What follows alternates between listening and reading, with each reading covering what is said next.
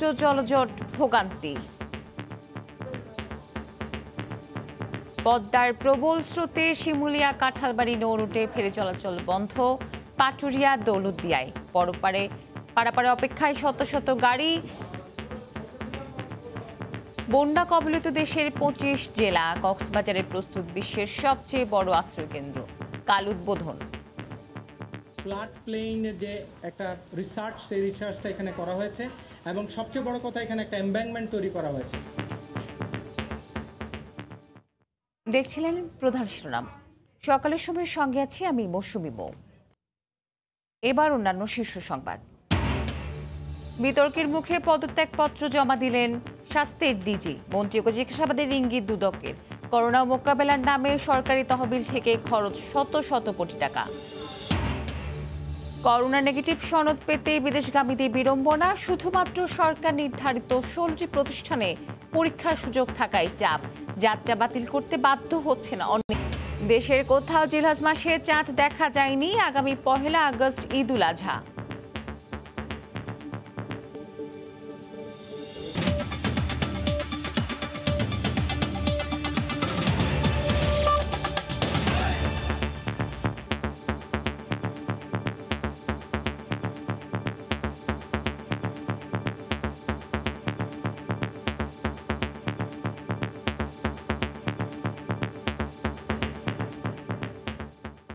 টানা তৃতীয় দিনের মতো বৃষ্টি অব্যাহত রাজধানী জুড়ে। এর ফলে বিভিন্ন সড়কে পানি জমে যাওয়ায় দুর্ভোগে সাধারণ মানুষ।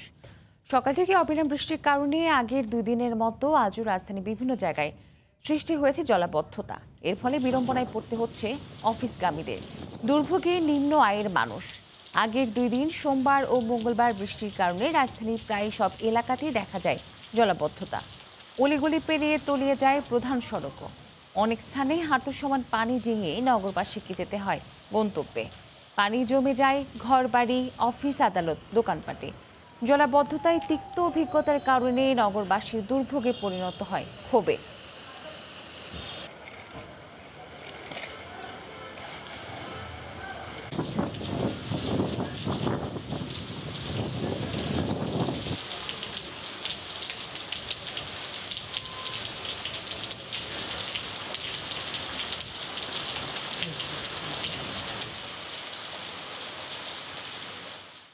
এই মুহূর্তে রাজধানীর বাংলা মোটর এলাকায় রয়েছেন রিপোর্টার ফারুক ভূঁইয়া রবিন।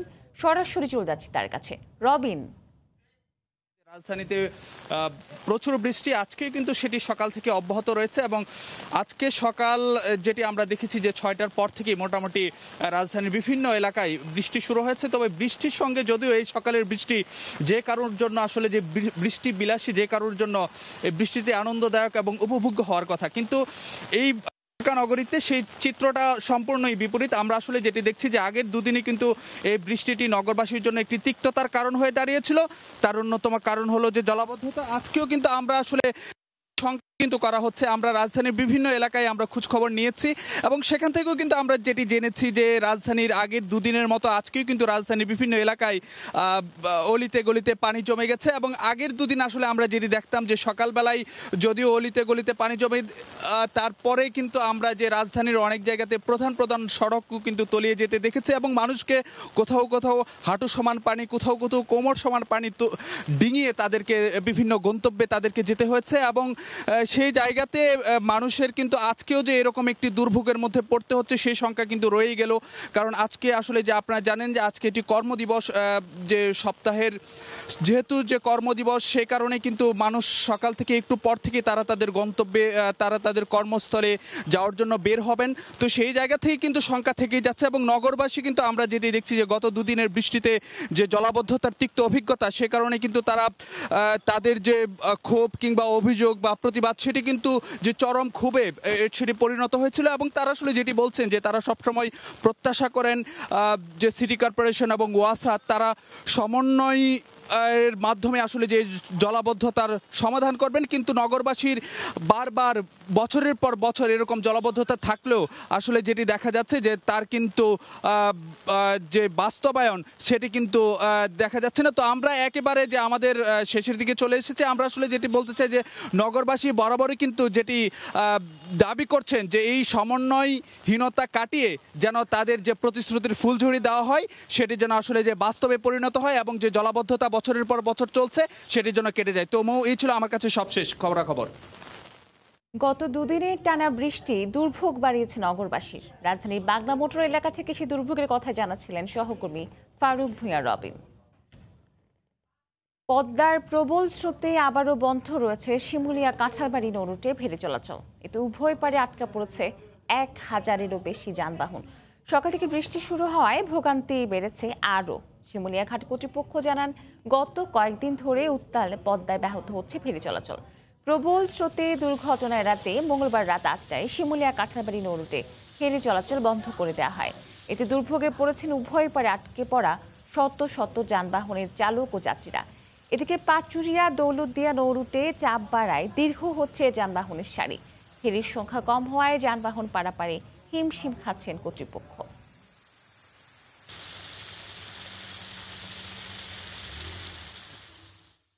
এ বিষয়ে বিস্তারিত জানাতে মানিকগঞ্জের পাটুরিয়া ঘাট এলাকায় রয়েছেন সহকর্মী ইউসুফ আলী। সরাসরি চলে যাচ্ছি তার কাছে। ইউসুফ,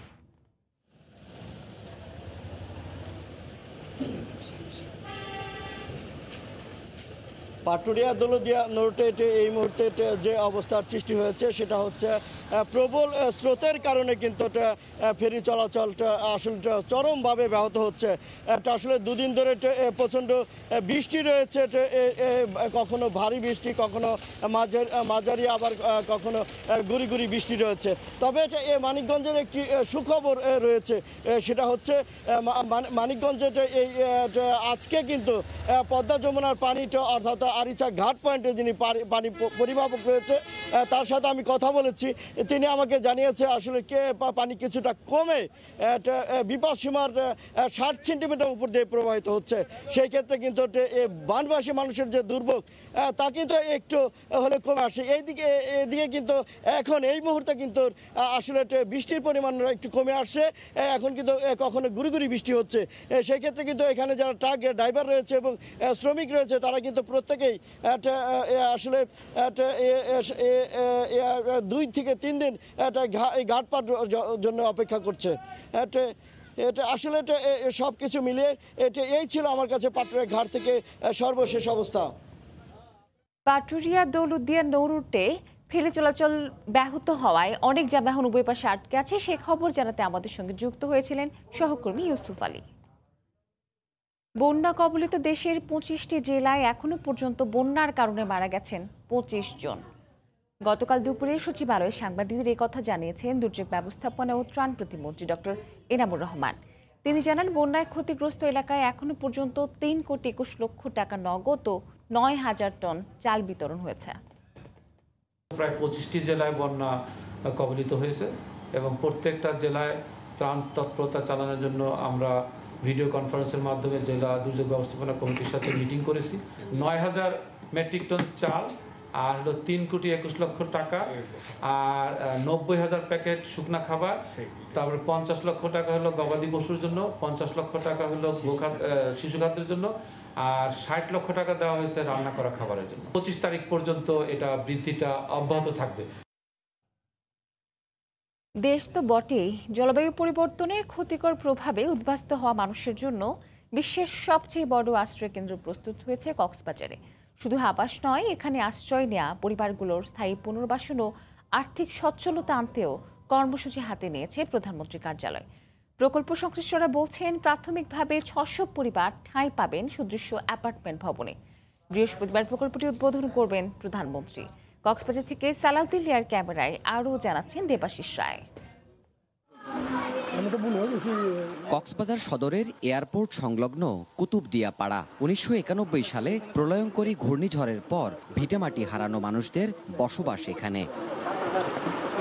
দুর্যোগ থেকে বাঁচতে জায়গাটিতে আশ্রয় নিলেও দুর্ভোগ এখনও নিত্যসঙ্গী এসব মানুষের। নবনির্মিত আশ্রয়ন প্রকল্পে নিজেদের স্থায়ী ঠাঁই হওয়ার খবরে নতুন স্বপ্ন দেখছেন বাস্তুহারা ভুক্তভোগীরা। আমরা ফানির মাঝে বসবাস করতেছি, ওখানে গেলে আমাদের একটু সুবিধা হবে। ওখানে স্কুল আছে, রাস্তাঘাট আছে, বিল্ডিং এর মধ্যে থাকতে পারবো। সদরের খুরুশকুল মৌজায় বাঁকখালী নদীর কোল ঘেঁষে ১,৮০০ কোটি টাকা ব্যয়ে ২৫৩ একর জমিতে জলবায়ু উদ্বাস্তুদের জন্য আশ্রয়ন প্রকল্প গড়ে তুলেছে সরকার, যেখানে ৫ তলা বিশিষ্ট ১৯টি ভবন এখন প্রস্তুত। প্রথম ভাগে ৬০০ পরিবার এবং পরবর্তীতে ১৩৯টি ভবন নির্মিত হলে এখানে বাস করবেন ৪,৫০০-এর বেশি পরিবার। প্রধানমন্ত্রীর প্রত্যক্ষ তদারকিতে প্রকল্পটি বাস্তবায়নে কাজ করেছে বাংলাদেশ সেনাবাহিনী। এটা অত্যন্ত লো লাইং একটা এলাকা ছিল, যেটাকে উপরে করা হয়েছে। ফ্লাড প্লেইনের যে একটা রিসার্চ, সেই রিসার্চটা এখানে করা হয়েছে এবং সবচেয়ে বড় কথা এখানে একটা এমব্যাঙ্কমেন্ট তৈরি করা হয়েছে। জেলা প্রশাসক ও প্রকল্প পরিচালকের দাবি, স্থায়ী নিবাসের পাশাপাশি টেকসই কর্মসংস্থান হবে এখানকার বাসিন্দাদের, বাড়বে পর্যটকদের আনাগোনাও। ওনাদের বেশিরভাগই হলো মৎস্যজীবী। প্রথম পর্যায়ে ওনাদেরকে মৎস্য ধরা এবং কাজ করে খেতে পারে, বিক্রি করতে পারে, শুটকি তৈরি করতে পারে, সেই ধরনের প্রশিক্ষণ দেওয়া হবে, ঋণ দেওয়া হবে। কক্সবাজার যেহেতু পর্যটন নগরী, সুতরাং পর্যটন নগরীকে কিন্তু এটা বাংলাদেশে তো বটেই, সারা বিশ্বে এটা রিপ্রেজেন্ট করবে। ৫ তলা বিশিষ্ট প্রত্যেকটি ভবনে বাস করবেন ৩২টি পরিবার। থাকছে উপাসনালয়, স্কুল সহ অন্যান্য আধুনিক নাগরিক সুবিধাও। প্রকৃতির কোনো ক্ষতি না করেই বছরের পর বছর ভয়াবহ পরিবেশ বিপর্যয়ের সম্মুখীন হতে হচ্ছে বাংলাদেশকে। দাতা সংস্থাগুলোর অর্থায়নের দিকে না তাকিয়ে থেকে বাংলাদেশ সরকার নিজস্ব অর্থায়নেই এই প্রকল্পটি বাস্তবায়ন করেছে। জলবায়ু বাস্তুচ্যুত নিরাশ্রয় মানুষের স্থায়ী আবাস প্রতিষ্ঠায় এটি বিশ্বে অনন্য নজির, দাবি নীতি নির্ধারকদের। দেবাশিস রায়, সময় সংবাদ, খুরুশকুল, কক্সবাজার। বিতর্কের মুখে অবশেষে পদত্যাগ করলেন স্বাস্থ্য অধিদপ্তরের মহাপরিচালক অধ্যাপক ডক্টর আবুল কালাম আজাদ। মঙ্গলবার দুপুরে সচিবালয়ে জনপ্রশাসন মন্ত্রণালয়ের পদত্যাগপত্র জমা দেন তিনি। করোনাকালের শুরু থেকেই নানা কারণে বিতর্কের মুখে ছিলেন অধিদপ্তরের মহাপরিচালক। অবশেষে গুঞ্জন মাথায় নিয়ে পদত্যাগের সিদ্ধান্ত নেন আবুল কালাম আজাদ। শুরুটা গত বছর ডেঙ্গু দিয়ে। হঠাৎ করেই ১ লাখ ছাড়িয়ে যায় দেশে ডেঙ্গু রোগীর সংখ্যা, অথচ স্বাস্থ্য খাতে নেওয়া পদক্ষেপ ছিল প্রশ্নবিদ্ধ। সে সময় মহাপরিচালকের ভূমিকা নিয়ে গুঞ্জন ওঠে বিভিন্ন মহলে। এরপর চলতি বছর করোনাকালেই কাল হয়েছে তার। শুরুতেই প্রতিদিনের বুলেটিনে সব প্রস্তুতি সম্পন্ন বলে নানা মহলে সমালোচিত হয় অধিদপ্তর। ৮ মার্চ যখন করোনা হানা দেয় বাংলাদেশে, সেই থেকে একে একে সামনে আসতে থাকে স্বাস্থ্য বিভাগের নানা অনিয়ম। অভিযোগ আছে শুরুতে কেবল আইইডিসিআর নিয়ন্ত্রণে রেখে করোনা টেস্ট করায় সংক্রমণের আসল চিত্র জানতে পারেনি বাংলাদেশ। হাসপাতালে হাসপাতালে অক্সিজেনের জন্য হাহাকার, করোনা রোগীদের অবহেলা, এসব অভিযোগ থেকে নিজেকে দূরে রাখতে পারেননি ডিজি। হঠাৎ করে রেকর্ড সংখ্যক চিকিৎসক আক্রান্ত, পিপিই আর মাস্কের মান নিয়ে প্রশ্ন ওঠে। সেখানেও সমালোচনার মুখে পড়তে হয় তাকে। এরপরেই করোনা টেস্ট নিয়ে জালিয়াতি ধরা পড়ে। সামনে আসে জেকেজি উপাখ্যান। সেখানেও অধ্যাপক আবুল কালাম আজাদের সম্পৃক্ততার অভিযোগ মেলে। এর কদিন বাদেই রিজেন্ট কেলেঙ্কারিতে কেঁচো খুঁড়তে যেন অজগর বেরিয়ে আসে। শাহেদের আমলনামায় বেশ কয়েকবার এসেছে মহাপরিচালকের নাম। এরই মধ্যে দুদক থেকে আসে অবাক করার মতো তথ্য। দফায় দফায় চিঠি দিয়েও ডিজির সাড়া পায়নি তারা। অবশেষে একজন উপপরিচালকের নেতৃত্বে টিম এসে জবাব চায় তার কাছে। একদিন সময় নিয়ে চাহিদা মতো নথি জমা পড়ে দুদকে। ঠিক তার ২৪ ঘন্টা বাদে নিজের পদত্যাগপত্র মন্ত্রণালয়ে জমা দেন নানা কারণে বিতর্কিত এই মহাপরিচালক। স্বাস্থ্য মন্ত্রণালয় সূত্রে জানা যায়, চুক্তিভিত্তিক নিয়োগে থাকায় মহাপরিচালক তার পদত্যাগপত্র জমা দেন জনপ্রশাসন মন্ত্রণালয়। রাশেদ লিমন, সময় সংবাদ, ঢাকা। রিজেন্ট কাণ্ডে অনুসন্ধান শুরু করেছে দুর্নীতি দমন কমিশন দুদক। স্বাস্থ্যমন্ত্রীর উপস্থিতিতে চুক্তি সইয়ের নথিও সংগ্রহ করা হয়েছে। প্রয়োজনে মন্ত্রীকে জিজ্ঞাসাবাদের ইঙ্গিত দুদক সচিবের। কমিশনের বর্তমান এবং সাবেক আইন বিভাগের কর্মকর্তারাও বলছেন, তদন্তের স্বার্থে যে কাউকে আইনি তলবে বাধা নেই। গত ২১ মার্চ রাজধানীতে স্বাস্থ্য অধিদপ্তরের করোনা সংক্রান্ত একটি বৈঠক হয়। এর পরপরই স্বাস্থ্যমন্ত্রী ও সচিবের উপস্থিতিতে রিজেন্ট হাসপাতালের পক্ষে পরিচালক মোহাম্মদ শাহেদ ও স্বাস্থ্য অধিদপ্তরের পক্ষে প্রতিষ্ঠানটির মহাপরিচালক অধ্যাপক ডাক্তার আবুল কালাম আজাদ সমঝোতা চুক্তি সই করেন। পরে এক সংবাদ বিজ্ঞপ্তিতে স্বাস্থ্য অধিদপ্তর জানায়, মন্ত্রণালয়ের ঊর্ধ্বতন কর্তৃপক্ষের নির্দেশেই এই সমঝোতা স্মারক সই করা হয়। পরদিন অধিদপ্তরের মহাপরিচালককে চিঠি দিয়ে ঊর্ধ্বতন কর্তৃপক্ষ বলতে কি বোঝানো হয়েছে তা জানতে চায় মন্ত্রণালয়। এরই মধ্যে চুক্তিপত্র কপি, রিজেন্ট হাসপাতালের নবায়ন কপি সহ বেশ কিছু নথি দুদকের হাতে। খতিয়ে দেখা হচ্ছে লাইসেন্সের নবায়ন নেই এমন প্রতিষ্ঠান কিভাবে কোভিড হাসপাতাল হিসেবে অনুমোদন পেল। অন্যদিকে ছবিতে স্পষ্ট চুক্তি স্বাক্ষরে কারা উপস্থিত ছিলেন। রিজেন্ট কাণ্ডে এবার মন্ত্রীকে জিজ্ঞাসাবাদের ইঙ্গিত দুদক সচিবের। আপনারা তো দেখেছেন অতীতে তাদের কাছে ডাকা হয়েছে, কি করা হয়েছে, ঠিক আছে। অনুসন্ধানকারী কর্মকর্তা যদি মনে করে কমিশনের সিদ্ধান্ত নিয়ে তারপরে ডিওজিকে জবাব করতে পারে। কমিশন কিন্তু কাউকে এই ব্যাপারে কোনো ইনস্ট্রাকশন দেয় না। অনুসন্ধানকারী কর্মকর্তাই করে থাকে। কমিশনের কাছে কোনো পরামর্শ চায়, তদারককারী কর্মকর্তা তাদের সাথে পরামর্শ করে অনুসন্ধানকারী কর্মকর্তার কাজ করে থাকে। অনুসন্ধানকারী কর্মকর্তা বললাম তো, সেটি আইন অনুযায়ী যে ব্যবস্থা গ্রহণ করা সেটি তারা করবে এবং কতটুকু ইনভলভমেন্ট আছে। এর আগেও বিভিন্ন দুর্নীতির অনুসন্ধানের স্বার্থে দায়িত্বরত মন্ত্রী সচিবদের দুদকে তলবের দৃষ্টান্ত রয়েছে। দুর্নীতি দমন কমিশন 2004-এর 19 ও 20 ধারা অনুযায়ী যে কাউকে তদন্তের স্বার্থে জিজ্ঞাসাবাদে আইনি বাধা নেই বলছেন প্রতিষ্ঠানের সাবেক ও বর্তমান আইনজীবীরা। বর্তমান এক্সিস্টিং প্রেসিডেন্ট, যতদিন সিটিং প্রেসিডেন্ট, তার বিরুদ্ধে কিছু করবার ক্ষেত্রে সংবিধানে বাধা আছে। এর বাইরে যত বড় সরকারি কর্মকর্তাই হন না কেন আর যত নিচের সরকারি কর্মকর্তাই হন না কেন, দুর্নীতি দমন কমিশন তথ্য উদ্ঘাটনের জন্য তাদের কাছ থেকে বক্তব্য নিতে পারে, গিয়ে নিতে পারে, ডেকে নিতে পারে। রিজেন্ট স্বাস্থ্য অধিদপ্তর এবং প্লাস স্বাস্থ্য মন্ত্রণালয় কেলেঙ্কারিতে দুর্নীতি দমন কমিশন যদি যে কাউকে যদি মনে করে আইন তাকে ক্ষমতা দিয়েছে জিজ্ঞাসাবাদ করার জন্য, তিনি মন্ত্রী হোক, সচিব হোক, ডিজি হোক, দ্যাট ইজ ইমেটেরিয়াল। করোনা চিকিৎসার মতো স্পর্শকাতর দায়িত্ব নিয়ে নমুনা ফেলে দিয়ে মন গড়া রিপোর্ট দেওয়ার অভিযোগে গত 6 জুলাই হাসপাতালটি সিলগালা করে দেয় র্যাব। সেলিয়া সুলতানা, সময় সংবাদ, ঢাকা। করোনা মোকাবেলার নামে প্রতি মাসে হাসপাতাল ও স্বাস্থ্যকর্মীদের পেছনে সরকার খরচ করছে শত কোটি টাকা। কিন্তু স্বাস্থ্য অধিদপ্তরের হিসেবে 2 শতাধিক হাসপাতালে এই মুহূর্তে রোগী আছে মাত্র 4,500।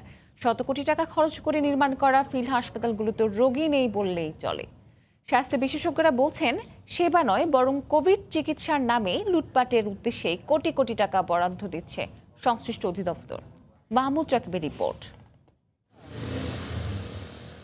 গত মার্চে দেশে প্রথম করোনা শনাক্তের পর থেকেই স্বাস্থ্য মন্ত্রণালয় ও স্বাস্থ্য অধিদপ্তর চিকিৎসা ব্যবস্থা নিশ্চিত করতে নানা পদক্ষেপ নিয়ে আসছে।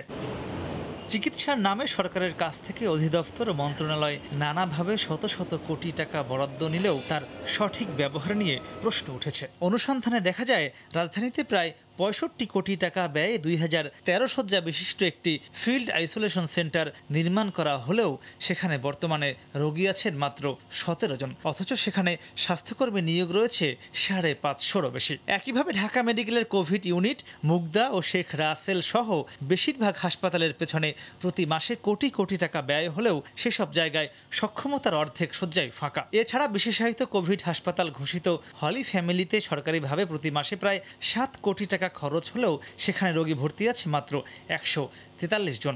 স্বাস্থ্য অধিদপ্তর বলছে, বিষয়টি মাথায় রেখে তারা কোভিড হাসপাতাল কমানোর উদ্যোগ নিয়েছে। নতুন করে একটি হাসপাতাল চালু হওয়ার কথা ছিল। ঢাকা সিটি কর্পোরেশনের যে মার্কেটটিকে আমরা হাসপাতাল করতে চাচ্ছিলাম, সেটিকে হাসপাতাল করার কথা ছিল, সেটি আমরা আপাতত চালু করছি না। সব হাসপাতালের পরিচালকদের নির্দেশ দিয়েছি যে হাসপাতালের পাশাপাশি যে সমস্ত সরকারি রেস্ট হাউস আছে সেগুলিকে ব্যবহার করার জন্য, এবং আগে যে হোটেলের সঙ্গে যে সমস্ত চুক্তি করেছিল সেই চুক্তিগুলিকে কমিয়ে নিয়ে এসে নতুন করে চুক্তি করার জন্য। বিশেষজ্ঞরা বলছেন, স্বাস্থ্য অধিদপ্তর করোনার নামে ব্যবসা করছে বলেই মানুষ সেবা পাচ্ছে না। খরচ না করলে তো আর কিছু পাওয়া যাচ্ছে না, এই জন্য খরচ করার দিকেই বেশি আছে। মানুষের সেবা নিশ্চিত করার প্রয়োজনের তুলনায় টাকা খরচ হচ্ছে, কিন্তু অ্যাপ্রোপ্রিয়েট জায়গাগুলোতে আমরা ওইভাবে দেখতে পাচ্ছি না। আমাদের সবচেয়ে বেশি টাকা খরচ করার কথা ছিল টেস্ট কেনার পিছনে।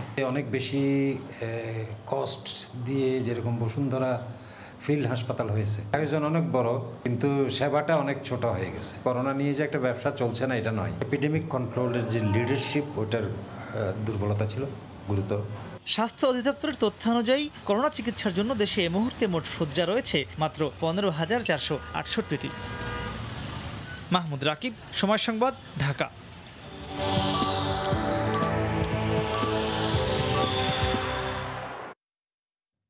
সরকার বিদেশগামীদের জন্য কোভিড নেগেটিভ সনদ বাধ্যতামূলক করলেও সব জেলায় করোনা পরীক্ষার ব্যবস্থা না থাকায় ভোগান্তি পোহাতে হচ্ছে প্রত্যন্ত অঞ্চলের প্রবাসীদের। শেষ মুহূর্তে টিকিট জোগাড় হলেও সময় মতো করোনা পরীক্ষা করতে না পারায় যাত্রা বাতিল হচ্ছে অনেকের। সারা দেশে মাত্র 16টি প্রতিষ্ঠান কোভিড টেস্টের জন্য নির্দিষ্ট করায় ঢাকার নমুনা পরীক্ষা কেন্দ্রের উপর পড়ছে চাপ। সার্বিক প্রক্রিয়ায় অব্যবস্থাপনার অভিযোগ তুলে টেস্টের সুবিধা বাড়ানো ও ফি কমানোর দাবি জানিয়েছেন প্রবাসীরা। বিস্তারিত জানাচ্ছেন হাজিরা শিউলি। করোনা পজিটিভ যাত্রীর বিদেশ যাওয়া ঠেকাতে 23 জুলাই থেকে সব বিদেশগামীর জন্য কোভিড সনদ বাধ্যতামূলক করেছে সরকার। বেসরকারি ল্যাবের সনদ নিয়ে প্রশ্ন ওঠায় করোনা পরীক্ষার জন্য 16টি সরকারি প্রতিষ্ঠানও নির্ধারণ করে দেওয়া হয়। কিন্তু সরকারি নির্দেশনার আগে যারা এয়ারলাইন্সগুলোর দেওয়া তালিকাভুক্ত প্রতিষ্ঠান থেকে পরীক্ষা করেছেন তাদের পুনরায় পরীক্ষা করতে হচ্ছে। আর যারা শেষ মুহূর্তে টিকিট পেয়েছেন বিপদে পড়েছেন সেসব প্রবাসীরা। যারা আগে করে ফেলছে সেটা তো অ্যাকসেপ্টেবল হচ্ছে না, তাহলে আমাকে দুইবার করতে হচ্ছে। ওখানে আমার 4,000 টাকা নিছে। আমার ফ্লাইট হলো 6টার সময়, আর এরা 2টার থেকে 5টার ভিতরে রিপোর্ট দিব বলতেছে। তাহলে আমার রিপোর্টটা তো আরো আগে পাওয়ার দরকার, প্রতি জেলায় হওয়া উচিত। এদিকে সব জেলায় করোনা পরীক্ষার ব্যবস্থা না থাকায় ঢাকার ডিএনসিসি মার্কেটে বিদেশগামীদের জন্য স্থাপিত করোনা পরীক্ষা কেন্দ্রের উপর বাড়তি চাপ পড়ছে।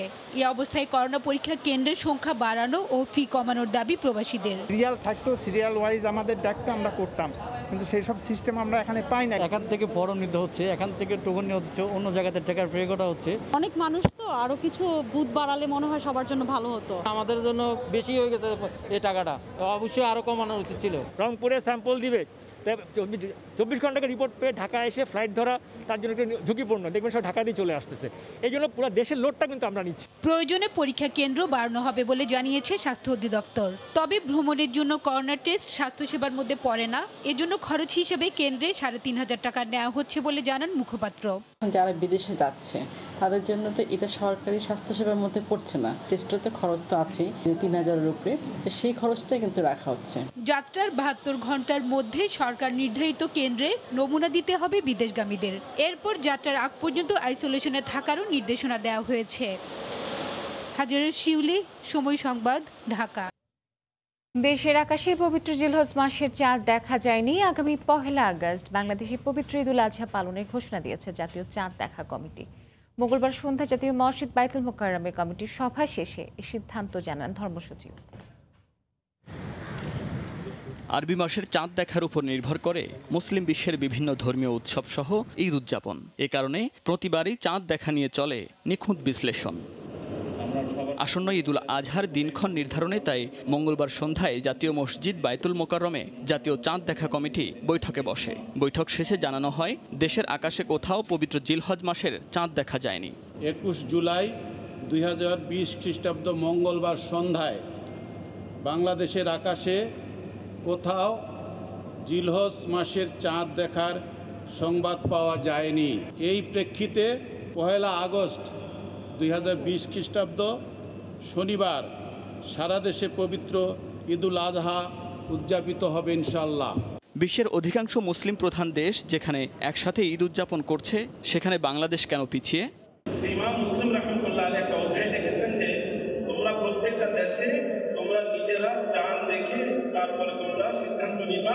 ওয়াকান্নাহু ইলা রাবাউল হিলাল বিবালাদিন, কোন এলাকায় যদি চাঁদ দেখা যায় লা ইয়াসবুতু হুকমুহু লিমা বা'দা আনহু, তো সেই এলাকার চাঁদ সেই এলাকা থেকে দূরত্ব কোন এলাকায় গ্রহণযোগ্য হবে না। এদিকে সৌদি আরব সহ বিশ্বের প্রায় সব মুসলিম দেশেই পবিত্র ঈদুল আজহা উদযাপিত হবে 31 জুলাই। মুন্নাফ রশিদ, সময় সংবাদ, ঢাকা। সকালের সময়ে শীর্ষ সংবাদ জানিয়ে দিচ্ছি আরেকবার। টানা তৃতীয় দিনের ভারী বৃষ্টিতে রাজধানীতে জলজট, ভোগান্তি। পদ্মার প্রবল স্রোতে ফেরি চলাচল ব্যাহত, পারাপারের অপেক্ষায় শত শত যান। বিতর্কের মুখে পদত্যাগপত্র জমা দিলেন স্বাস্থ্যের ডিজি, মন্ত্রীকে জিজ্ঞাসাবাদের ইঙ্গিত দুদকের। করোনা মোকাবেলার নামে সরকারি তহবিল থেকে খরচ শত শত কোটি টাকা। করোনা নেগেটিভ সনদ পেতে বিদেশগামীদের বিড়ম্বনা, শুধুমাত্র সরকার নির্ধারিত 16টি প্রতিষ্ঠানে পরীক্ষার সুযোগ থাকায় যাত্রা বাতিল করতে বাধ্য হচ্ছেন অনেকে।